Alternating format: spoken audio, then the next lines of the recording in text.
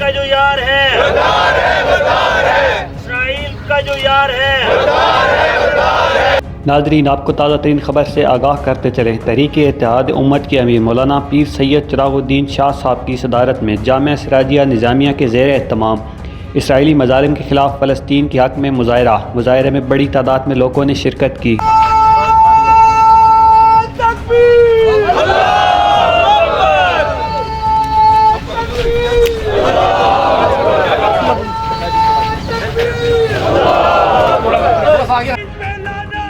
ناظرین، آپ کو تازہ ترین خبر سے آگاہ کرتے چلیں۔ تحریک اتحاد امت کے امیر مولانا پیر سید چراغ الدین شاہ صاحب کی صدارت میں جامعہ سراجیہ نظامیہ کے زیر اہتمام اسرائیلی مظالم کے خلاف فلسطین کے حق میں مظاہرے میں بڑی تعداد میں لوگوں نے شرکت کی۔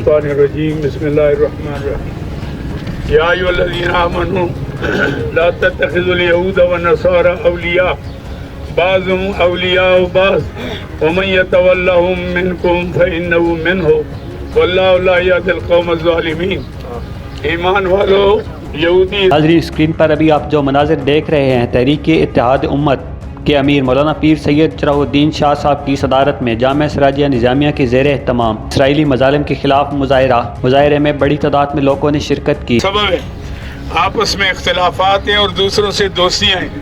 یہودی عیسائیوں سے ہماری دوستیاں ہیں، اپنے مسلمان آپس میں لڑ رہے ہیں چھوٹے چھوٹے مسائل پر، جس سے وہ فائدہ اٹھا کر آج دشمنان اسلام پر یلغار ہے اور ان کی ہر طرف سے مسلمانوں کو گھیرے میں لیا ہوا ہے۔ فلسطین پر جو ظلم ہو رہا ہے، کشمیر میں جو ظلم ہو رہا ہے، برما میں جو ظلم ہو رہا ہے، وہ ہماری بے حسی کی وجہ سے آج امت مسلمہ تقریباً 57 ملک ہیں، اگر یہ ایک پلیٹ فارم پر آ جائیں اور اپنے متحدہ قوت کا اظہار کریں اور دشمنان اسلام سے بائیکاٹ کریں تو یقیناً ان کی حکومتیں چل ہی نہیں سکتی۔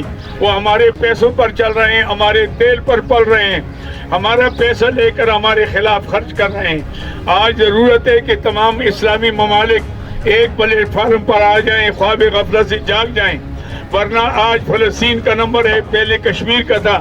اگر کشمیر پر ہم موقف ایک کر لیتے اور کشمیریوں کے حق میں آواز اٹھاتے، ان کی آزادی کے لیے ہم عملی قدم اٹھاتے، تو آج فلسطین میں اثر نہ ہوتا۔